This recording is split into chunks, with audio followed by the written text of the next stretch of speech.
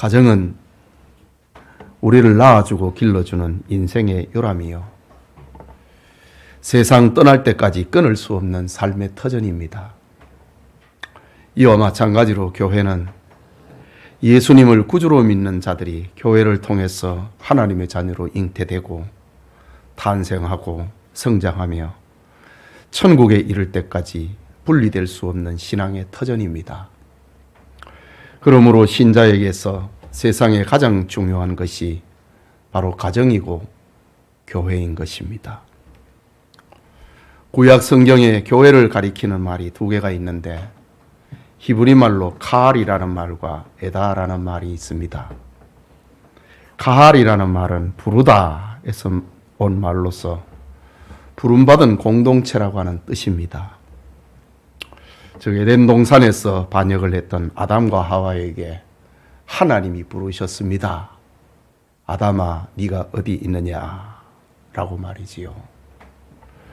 아브라함이 우상을 섬기던 곳에 살고 있을 때에 너는 너의 고향과 친척과 아버지의 집을 떠나 내가 네게 보여줄 땅으로 가라고 부르셨습니다. 모세를 통해서 하나님께서는 이스라엘 백성들을 부르셨습니다. 이처럼 하나님의 부르심에 응답하여 모인 공동체, 그것을 가리켜 카할, 교회라고 합니다. 이처럼 하나님의 부르심에 응답하여 모인 공동체를 말하는 겁니다. 둘째로 구약의 교회라고 하는 말은 에다라는 말이 있습니다.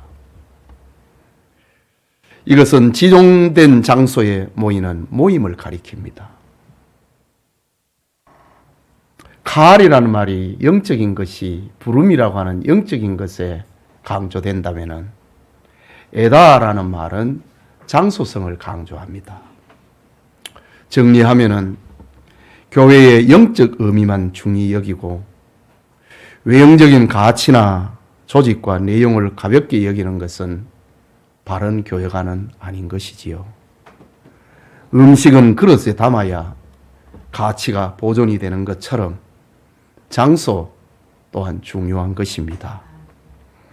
그러므로 부름받은 성도는 하나님께서 이 땅에 세우신 교회 모임에 가입을 해가지고 사명을 다하고 아름다운 친교를 나눠야 건강한 신자가 될 수 있는 것입니다.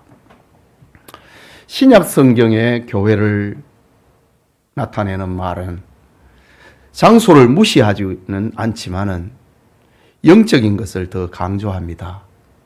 그 대표적인 말이 에클레시아라는 말입니다.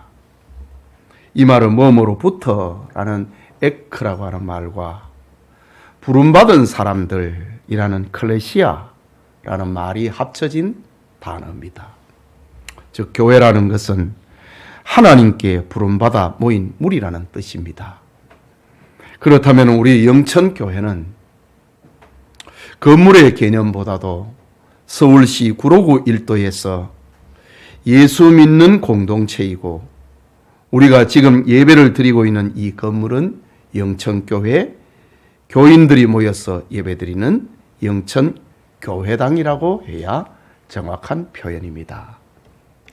요즘은 이런 표현들을 잘 쓰지 않지만은 옛날에 우리 선배들이 교회들을 지을 때는 반드시 무슨 교회당이라고 건물에 그렇게 썼습니다. 요즘 어디 예배당 지어갖고 그렇게 짓습니까? 그렇게 하지 않지요. 그냥 교회, 어떤 영적인 것을 건물 속에다 집어넣어 버리지요. 자, 오늘은 고린도에 있는 하나님의 교회라는 제목으로 고린도전서 두 번째 시간 가지고자 합니다. 말씀을 듣는 모든 성도님들에게 하나님의 은혜가 임하기를 소원합니다. 먼저 교회가 무엇인가? 라는 겁니다. 본문 1절과 2절을 보면은 하나님의 뜻을 따라 그리스도 예수의 사도로 부르심을 받은 바울과 형제 소수대네는 고린도에 있는 하나님의 교회, 곧 그리스도 예수 안에서 거룩하여지고 성도라 부르심을 받은 자들과 또 각 처에서 우리의 주 곧 그들과 우리의 주 되신 예수 그리스도의 이름을 부르는 모든 자들에게 교회를 아주 구체적으로 표현하고 있습니다. 그리스도 예수의 사도로 부름을 받은 바울이 들려주고 있는 교회는 건물보다도 사람이 강조된 공동체를 지금 말하고 있습니다. 바울은 이 교회 공동체를 세 가지로 설명을 하고 있는데, 첫째는 교회원의 자격입니다. 2절의 말씀처럼 그리스도 예수 안에서 거룩하여지고 교회원의 자격입니다. 이 말은 예수 그리스도를 믿어서 거룩하게 되었다는 말입니다. 교회의 회원은 예수 그리스도를 구주로 믿는 것 외에는 어떤 조건도 있을 수가 없습니다. 올림픽의 메달리스트나 국가유공자나 노벨상을 받은 자나 대기업의 경영자가 얼마나 고상합니까? 그러나 이것은 교회원의 자격이 아닙니다. 세상은 사람들의 영웅과 선행에 호들갑을 떨지만은 그것으로 하나님 앞에 의인이 될 수는 없는 것입니다. 그뿐만 아니라 목사의 아들이나 또 장로의 자녀들이나 권사의 남편이나 순교자의 손자나 열렬한 교회 봉사자의 자녀나 그들이 교회원의 자격이 되는 것은 아닙니다. 교회원의 자격은 오직 예수 그리스도를 나의 구주로 믿어서 거룩하게 될 때에만 발생합니다. 이 말은 예수님을 믿는 것 외에는 하나님 앞에 설 사람이 없다는 말이기도 합니다. 요한복음 1장 12절에 영접하는 자, 곧 그 이름을 믿는 자들에게는 하나님의 자녀가 되는 권세를 주셨으니 라고 말씀했고, 또 사도행전 4장 12절에는 다른 이로서는 구원을 얻을 수 없나니 천하 사람 중에 구원받을 만한 다른 이름을 우리에게 주신 일이 없음이라 하였더라. 교회원의 자격은 철저하게 그리스도 예수 안에서 거룩하여진 자들, 속죄의 은총을 받은 자들을 말합니다. 그뿐만 아니라 교회원의 자격은 영원불변합니다. 어떤 경우에도 회원의 자격은 취소되지 않습니다. 겉으로 볼 때 교회원들이 들쭉날쭉하기도 합니다. 그러나 그것은 알곡에 섞인 가라지의 모습일 뿐 진정한 교회원들은 영원히 변하지 않습니다. 로마서 8장 30절에 보면 또 미리 정하신 그들을 또한 부르시고 부르신 그들을 또한 의롭다 하시고 의롭다 하신 그들을 또한 영화롭게 하셨느니라. 변할 수 없다 이거지요. 로마서 8장 38절에서 9절에는 내가 확신하노니 사망이나 생명이나 천사들이나 권세자들이나 현재 일이나 장래 일이나 능력이나 높음이나 깊음이나 다른 어떤 피조물이라도 우리를 우리 주 그리스도 예수 안에 있는 하나님의 사랑에서 끊을 수 없으리라. 이 교회원의 자격은 끊어지지 않는다. 이런 교회원이 되는 축복이 오늘 예배드리는 우리 교우들과 함께 하기를 소원합니다. 둘째로 교회에 대해서 지금 생각하고 있습니다. 교회원의 자격을 얻는 방법입니다. 본문 2절을 보면은 성도라 부르심을 받은 자들이라고 했습니다. 첫째는 그리스도 예수 안에서 거룩하여진 자들. 그러면서 성도라 부르심을 받은 자들이라고 합니다. 교회원이 되는 자격은 예수님을 믿는 것인데, 그러면 누가 예수님을 믿을 수 있을까? 그것을 지금 말하는 겁니다. 바울이 본문에서 강조하고 있는 것은 하나님의 부르심입니다. 성도로 부르심을 받은 자들, 누가 불렀느냐 이거지요. 하나님의 부르심을 받은 자들입니다. 하나님이 부르신 자들만이 예수님을 믿을 수 있는 겁니다. 앞에서 살펴보았듯이 교회라고 하는 단어 자체가 하나님께 부름받은 공동체입니다. 즉 교회원이 되는 출발은 인간이 아니라 하나님이라는 말입니다. 내가 하나님을 선택한 것이 아니라 하나님께서 나를 택했다고 하는 것입니다. 내가 교회를 택한 것이 아니고 하나님께서 나를 선택하여서 교회로 불렀다는 것입니다. 우리가 생각할 때에 교회에 오게 되는 다양한 동기가 있습니다. 아내의 성화에 못 이겨온 분이 있고, 자식의 눈물을 이기지 못하고 나온 부모가 있습니다. 부모의 눈물과 사랑에 교회로 나온 자녀가 있습니다. 친구의 권유로 교회에 온 사람이 있습니다.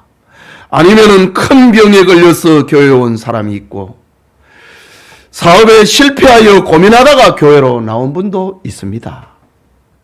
교회에 오게 된 형태는 다양하지만은 근본 원인은 하나입니다. 요한복음 15장 16절에 예수님이 말씀하시기를 너희가 나를 택한 것이 아니요 내가 너희를 택하여 세웠나니 라는 겁니다. 예수님 안에서 예수님을 믿어서 거룩하여 진 자가 교회원이 되는데, 이 교회원이 되는 자격, 그 방법 어디로부터 오느냐 이거죠. 철저하게 하나님입니다. 또 교회에 대해서 교회의 다양성입니다. 지금 2절의 말씀을 보고 있습니다. 각 처에서 우리 주 곧 그들과 우리의 주 되신 예수 그리스도의 이름을 부르는 모든 자들에게 라고 합니다. 교회는 다양성을 가지고 있습니다. 당시 고린도에는 다양한 인종과 계층이 살았습니다. 로마인이 있고 헬라인이 있고 유대인이 있고 이방인이 있고 자유인이 있습니다. 노예가 있습니다. 귀족이 있고 천민이 있고 부자가 있고 가난한 자가 있고 남자가 있고 여자가 있고 노인이 있고 어린아이가 있습니다. 그들 중에서 하나님 앞에 부름받은 사람이 교회원이 되었습니다. 그뿐만 아니라 교회 성도들의 삶이 다양했습니다. 신앙의 정도가 달랐습니다. 생활의 습관도 달랐습니다. 인격의 성숙도도 달랐습니다. 교회는 이렇게 이루어지는 겁니다. 오늘날 어떤 교회는 사회적으로 상류층의 사람들이 많이 모여있는 걸 자랑합니다. 법조인이 있고 기업의 대표가 있고 고위직 공무원이 있고 교수가 있고 의사 등이 많다고 자랑합니다. 그러나 역사상 교회의 문턱을 높여서 좋아진 적은 한 번도 없었습니다. 로마의 가톨릭 교회는 황제의 가족을 비롯하여서 귀족들이 교회를 좌지우지하고 그들의 비위를 맞추다가 타락하고 몰락하고 말았습니다. 하나님은 온 세상의 다양한 사람들을 불러서 교회의 구성원으로 만들었습니다. 그러므로 교회는 다양한 회원을 받을 준비를 해야 됩니다. 높은 사람, 잘난 사람이 많아야 좋은 교회가 되는 거 아닙니다. 어떤 귀천한 사람이라도 형제 자매처럼 대접을 받을 수 있는 교회가 좋은 교회고 참된 교회입니다. 교회원은 신분의 기준이 따로 있는 것이 아니고 인격의 기준이 있는 것이 아니고 학벌의 기준, 경제력의 기준이 있는 것이 아니고 각 처에서 다양한 사람들로 구성되는 것입니다. 이것이 교회입니다. 세상하고는 다른 교회의 모습입니다. 각 처에서 우리 주 곧 그들과 우리의 주 되신 예수 그리스도의 이름을 부르는 모든 자들, 이게 교회입니다. 우리 영천교회가 각 처에서 주 예수 그리스도의 이름을 부르는 성도들의 교회가 되기를 축복합니다. 그게 둘째로 고린도에 있는 하나님의 교회입니다. 2절 말씀을 다시 봅니다. 고린도에 있는 하나님의 교회, 곧 그리스도 예수 안에서 거룩하여지고 성도라 부르심을 받은 자들과 또 각처에서 우리의 주, 곧 그들과 우리의 주 대신 예수 그리스도의 이름을 부르는 모든 자들에게, 우리의 주, 그들의 주, 예수 그리스도의 이름을 부르는 모든 자들이 지금 어디에 있습니까? 고린도에 있는 하나님의 교회다 라고 합니다. 이 말은 교회의 장소성을 강조하는 말입니다. 고린도에 있는 교회는 고린도 도시 한복판에 있다는 말입니다. 교회는 산속에 있는 수도원이 아닙니다. 세속의 도시 한복판에 있는 곳입니다. 사람이 사는 곳에 교회가 있고 죄인들이 있는 곳은 어디든지 교회가 존재하는 것입니다. 그래서 예수님은 마태복음 5장 13절과 14절에 너희는 세상의 소금이니 세상 가운데 있는 교인이라 이 말이지요. 너희는 세상의 소금이니 소금이 만일 그 맛을 잃으면 무엇으로 짜게 하리요? 후에는 아무 쓸데없어 다만 밖에 버려져 사람들에게 밟힐 뿐이라. 너희는 세상의 빛이라. 세상 속에 있는 빛이라 이거지요. 산 위에 있는 동네가 숨겨지지 못할 것이요 라고 했습니다. 여러분, 고린도 교회의 장소성을 이해하려면 고린도라고 하는 도시를 알아야 됩니다. 지난 시간에 살펴보았지만은 고린도는 당시 아가야 지방의 수도였습니다. 그리스 반도 남쪽에 육지와 끊어질 듯이 연결이 되어 있는 지리적 요충지에 고린도가 자리 잡고 있습니다. 두 바다 사이에 끼어 있는 도시라고 불렀습니다. 서쪽으로는 레기온 항구가 있어서 이탈리아와 서방으로 연결이 되고, 동쪽으로는 갱그리아 항구가 있어서 아시아 방향으로 연결되어 무역을 하여서 많은 돈이 모여드는 도시입니다. 바울 당시에 고린도의 인구가 65만 명 정도였는데 자유인이 25만 명이고 노예가 약 40만 명이었다고 합니다. 마게도냐 지역과 아가야 지역의 최고의 도시입니다. 가장 큰 도시입니다. 종교적으로는 사랑의 여신 아프로디테, 아데미 신전이라 하기도 하고 비너스 신전이라고도 합니다. 아프로디테 신전을 비롯하여서 12곳 이상의 신전이 있었습니다. 그 중에서 아프로디테 신전에만 1000명이 넘는 여사제들이 있었는데 이들은 종교적인 매춘부였습니다. 그뿐만 아니라 고린도 여인이란 말은 매춘부라고 하는 말로 사용이 되었고 고린도인의 역할을 하라라는 매춘의 일을 하라는 말로 사용될 정도였습니다. 그렇게 타락한 도시였다 이거지요. 오늘날 자유민주 진영의 도시와 너무나 닮았습니다. 사람들은 첨단 과학이니 자동화 시스템이니 AI 등으로 떠들고 있지만은 사람들의 마음은 고린도인들과 다르지 않습니다. 화려한 옷에다가 다이어트, 그리고 성형수술로 얼굴을 다듬어서 모델처럼 보이고 배우처럼 보이지만 그 정신상태는 얼마나 허약한지 건드리면 폭발합니다. 건드리면 죽이거나 죽어버린다고 합니다.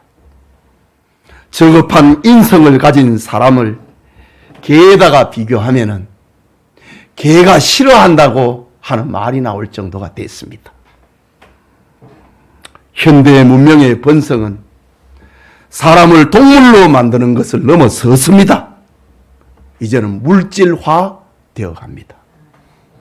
바울 시대에 고린도가 그랬고 오늘 우리 시대가 그렇습니다. 이런 곳에 사도 바울이 예수 그리스도의 복음을 전했습니다.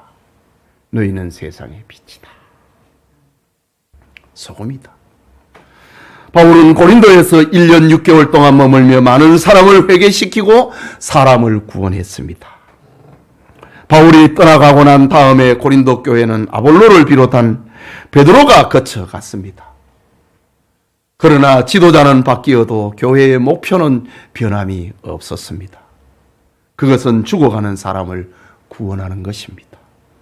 주님이 오시는 날까지 세속의 도시 속에서 죽어가는 영혼을 건져내는 것, 하나님 나라의 시민으로 편입을 시키는 것이 교회의 사명입니다.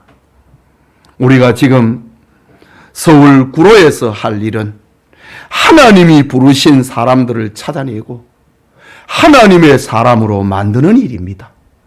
고린도 교회처럼 이것이 우리 교회가 이 지역에 위치하고 있는 이유입니다. 그러나 명심할 것이 있습니다. 교회가 비록 세속도시 한가운데 있을지라도 교회의 소속은 하나님의 교회라고 하는 것입니다. 오늘 성경에도 하나님의 교회라고 합니다. 고린도에 있는 하나님의 교회. 세속의 도시 한가운데 있지만은 그 소속은 하나님이라는 거죠. 이게 바로 세상에 존재하는 교회의 모습입니다. 고린도에 있는 하나님의 교회. 땅에 존재하지만은 하나님의 교회라고 합니다. 교회는 세상에 있지만은 세상에 속하지 않은 거룩한 공동체라는 말입니다. 교회는 어두운 세상을 비추는 생명의 빛입니다. 고린도에 있는 하나님의 교회입니다. 썩어가는 세상을 지켜내는 소금이라는 말입니다. 고린도에 있는 하나님의 교회라고 했습니다. 지난 2000년 동안 수많은 정부와 국가가 세워지고 넘어졌지만은 교회는 변함없이 존재했습니다. 히틀러의 치하에서도 스탈린의 치하에서도 문화혁명기의 모택동의 치하에서도 교회는 존재했습니다. 지금 자유민주 진영뿐만 아니라 중공과 북한과 이슬람 지역에서도 하나님께서 자신의 교회를 세우시고 지켜나가시는 겁니다. 여러분, 교회의 크기와 그 영향력은 비례하는 것이 아닙니다. 오늘날 사회적으로 말썽을 일으킨 것은 항상 대형 교회였지 작은 교회가 아니었습니다. 교회의 크기와 교회의 영향력은 비례하지 않는다는 말입니다. 우리 교회는 교회가 크든지 작든지 하나님께 소유된 교회로서 그 위치를 지켜야 됩니다. 세속화되지 말아야 된다는 말입니다. 성경에서 말하고 있는 교회, 성경에서 나온 목사, 성경에서 나오는 장로, 성경에서 나오는 집사와 권사가 돼야 됩니다. 철저하게 하나님께 소속이 되어서 세상의 소금과 빛의 역할을 해야 하는 겁니다. 그것이 고린도에 있는 교회, 서울 구로에 있는 하나님의 교회라는 말입니다. 죽은 물고기는 물에 떠내려 가버립니다. 살아있는 물고기는 물을 거슬러 올라갑니다. 죽은 교회는 세상 풍조에 휩쓸려 가버리지만은 살아있는 교회는 여전히 세상을 변화시키고 세상의 영향력을 발휘하고 세상을 선도해 나가는 것입니다. 예배드리는 성도님, 우리는 세속의 도시 서울에 있지만 하나님이 소유하시고 하나님이 지키시는 교회라는 것을 잊지 말길 바랍니다. 그러니 세상에 정복당하지 않고 세상을 정복하는 교회가 되어야 하는 겁니다. 이 축복이 우리 교회와 늘 함께하기를 축복합니다. 마지막으로 교회가 받은 복입니다. 본문 3절입니다. 하나님, 우리 아버지와 주 예수 그리스도로부터 은혜와 평강이 있기를 원하노라. 바울은 고린도 교회에 편지하면서 두 가지의 복, 은혜와 평강을 빌고 있습니다. 이것은 교회가 가지고 있는 복이고 반드시 가져야 할 복이기 때문에 바울은 지금 이것을 빌고 있는 겁니다. 은혜와 평강이라고 합니다. 생각해 봅니다. 첫째로 교회가 받은 복은 은혜입니다. 은혜라는 말은 헬라말로 카리스라고 하는 말인데 선물, 기쁨, 감사라는 말로 번역이 됩니다. 이 은혜의 핵심은 하나님이 그리스도 안에서 인간에게 값으로 계산할 수 없는 것을 대가 없이 주는 선물을 은혜라고 합니다. 오늘 우리가 하나님께 예배를 드리고 어쩌면 복을 받기 위해서 이 자리에 앉아 있습니다. 그러나 우리는 이미 받은 계산할 수 없는 복이 무엇인지를 알아야 됩니다. 큰 복을 받았다면 새 복을 달라고 하기 전에 감사부터 먼저 해야 된다는 것입니다. 사도 바울은 자신이 하나님의 자녀가 된 것을 큰 은혜로 여기면서 언제나 감사하고 기뻐했습니다. 바울은 로마 시민권을 가진 것보다도 하나님의 자녀가 된 것을 기뻐했고 당대 최고의 스승인 가말리엘의 문화생이 된 것을 그것보다도 하나님의 자녀가 된 것을 복음을 배운 것을 더 큰 감사로 생각했습니다.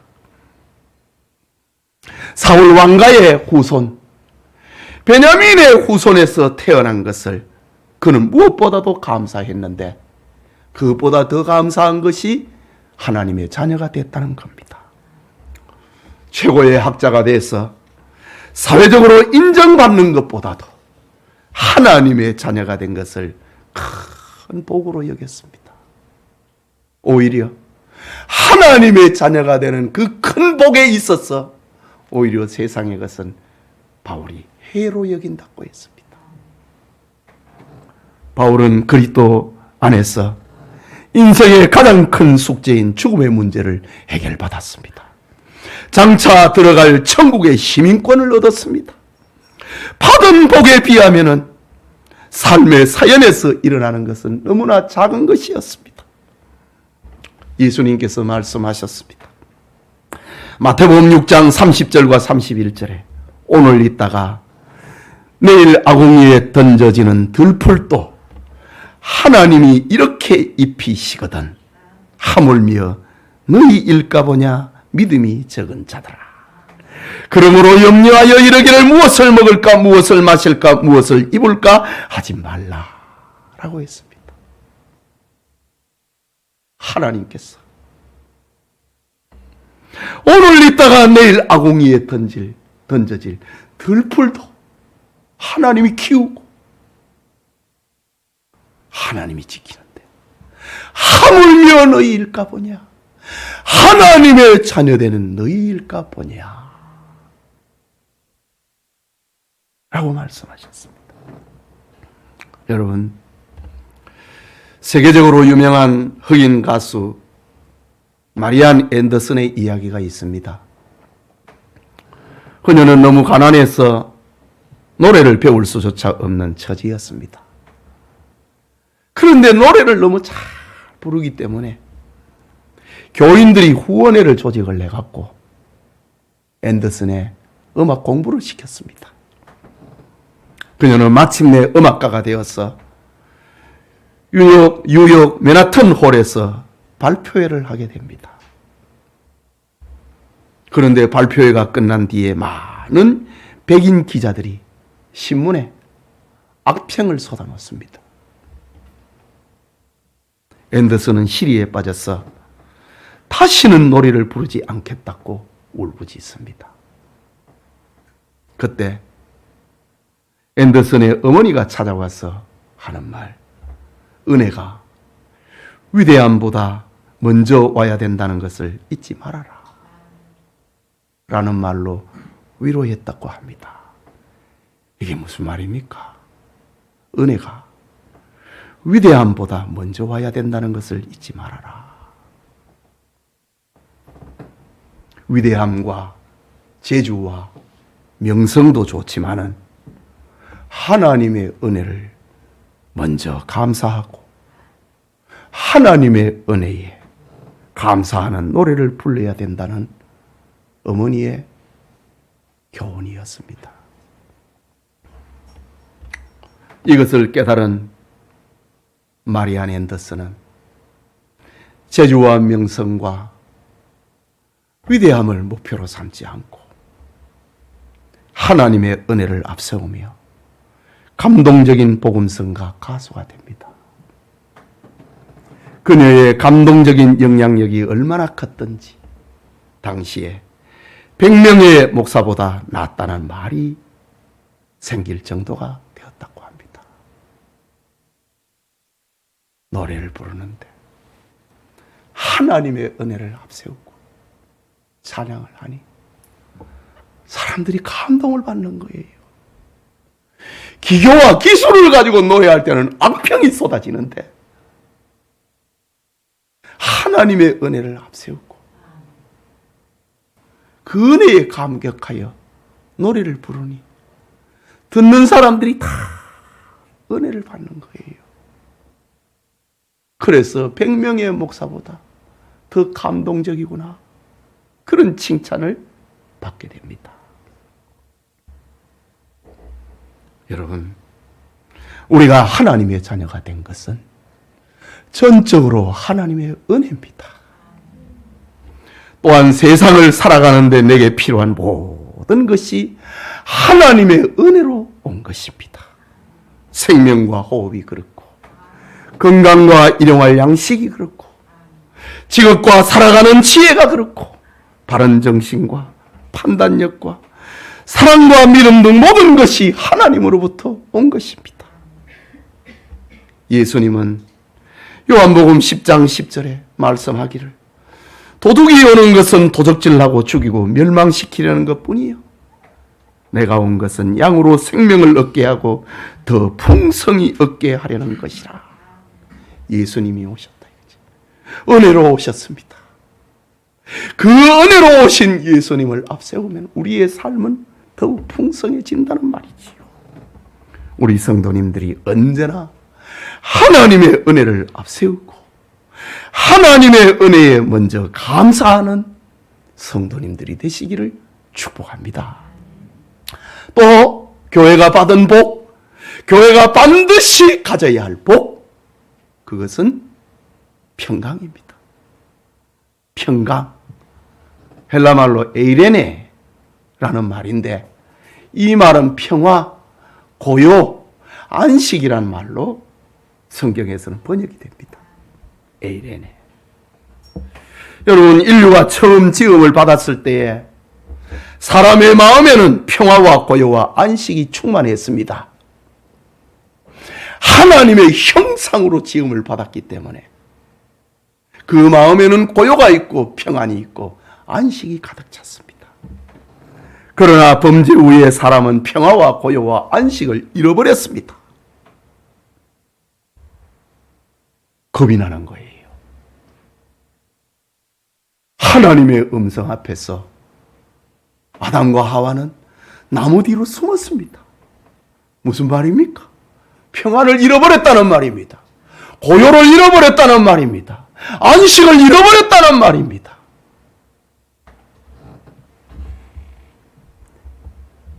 범죄하고 난 다음에 사람은 어떤 조건으로도 세상의 어떤 것으로도 평안을 얻을 수 없게 됐습니다. 돈을 가져도 평안이 없고 좋은 집을 사도 안식이 없고 좋은 직장, 좋은 사람을 만나도 평안이 없습니다. 명예와 지위를 얻어도 평안을 줄 수 없게 됐습니다. 말하자면 참된 평안을 잃어버리게 됐습니다. 여러분, 성경에 가인이 동생 아벨을 돌로 쳐 죽이고 난 다음에 어떻게 했을까? 창세기 4장에는 기록하고 있습니다. 에덴의 동쪽 노 땅으로 가서 성을 쌓고 살았더라. 에덴의 동쪽 노 땅에 거주하며 성을 쌓고 살았다고 합니다. 성을 쌓은 이유가 무엇입니까? 누군가가 자기를 죽일까 봐 겁이 난 겁니다. 자기가 죽였으니까. 자기가 동생을 죽였으니까. 누군가가 자기를 죽일까 봐 겁이 나가지고 성을 쌓았다고 합니다. 성이라고 하는 것은 이런 의미를 가지고 있습니다.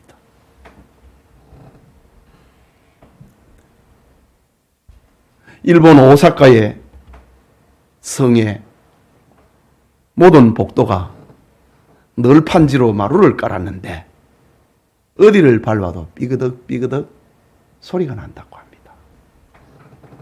공사를 잘못해갖고 마룻바닥이 밟으면 삐그덕 삐그덕 소리가 나는가? 그게 아닙니다. 자객이 들어오는 것을 막기 위해 가지고 궁궐 어디를 밟아도 소리가 나게 만들었다고 합니다. 머리맡에 칼을 두고 곁에 보초를 세워도 마음이 놓이지가 않으니 걸을 때마다 마루에서 소리가 나도록 했습니다. 세상 어디에도 평안이 없고 평안의 수단이 없기 때문입니다.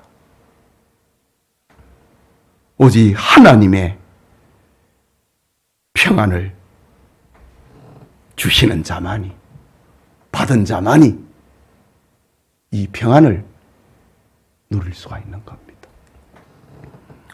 예수님께서 요한복음 14장 27절에 평안을 너희에게 끼치노니 곧 나의 평안을 너희에게 주노라. 내가 주는 것은 세상이 주는 것과 같지 아니하니라. 너희는 마음에 근심하지도 말고 두려워하지도 말라.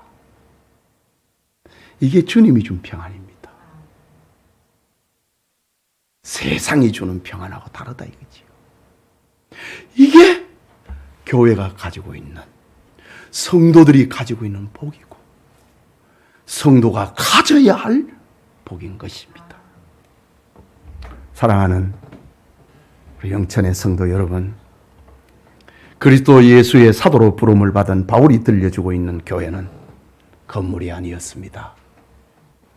행정 조직이나 프로그램도 아니었습니다. 재정을 모으고 집행하는 것도 아니었습니다. 이 모든 것은 부수적일 뿐 참된 교회는 성도들 자신입니다. 우리가 다 교회입니다. 우리 자신이 교회입니다. 서울에, 인천에, 경기도에 살아가고 있는 교회입니다. 그리고 주일이 되면은 서울 구로에 다 모이는 교회입니다. 하지만 오늘날 이 교회의 개념이 너무 많이 오염되어 있습니다. 사람이 없어도 예배당만 있으면 교회로 생각합니다. 그래서 사생결단하고 예배당을 건축하려고 합니다. 또 예배당을 가진 교회에서 문제가 생기면은 죽기 살기로 예배당을 차지하려고 쟁탈전을 벌이고 있습니다. 그래서 교회당을 차지한 결과가 무엇입니까?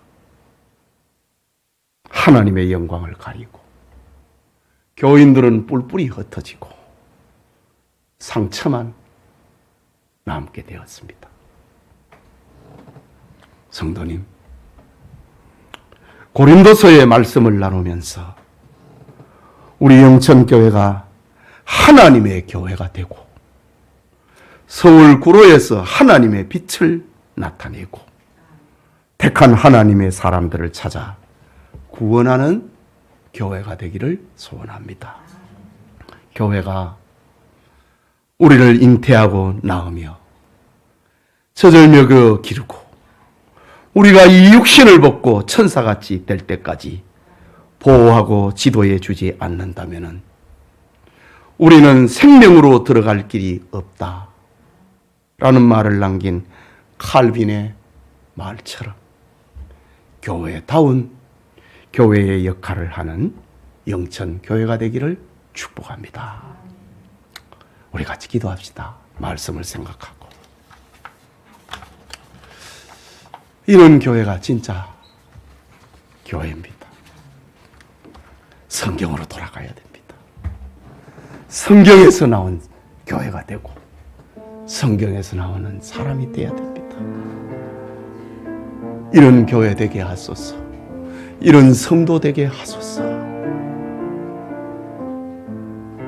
성도라면은 가져야 되는 것이 은혜와 평강입니다. 하나님, 나에게 주님이 주시는 이 은혜가 세상의 무엇보다도 소중한가?